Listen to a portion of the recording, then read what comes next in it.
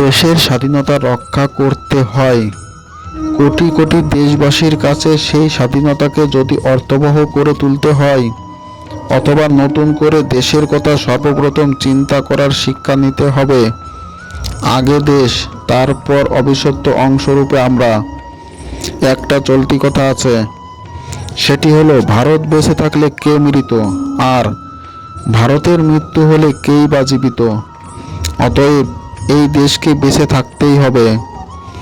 ভারতবর্ষের উন্নতি চাই, তাকে স্বাস্থ্যবান ও শক্তিশালী করে গড়ে তুলতেই হবে। তার বিশাল জনসমাজকে প্রকৃত মানুষের স্তরে উন্নতি করতে হবে। কিন্তু এই লক্ষ্য পৌঁছাতে গেলে আমরা যে নাগরিক, সেই বিষয়ে নিরন্তর সচেতন থাকা প্রয়োজন এবং সেই সচেতনতা বজায় রেখে যাবতীয় কাজ আমাদের করে যেতে হবে।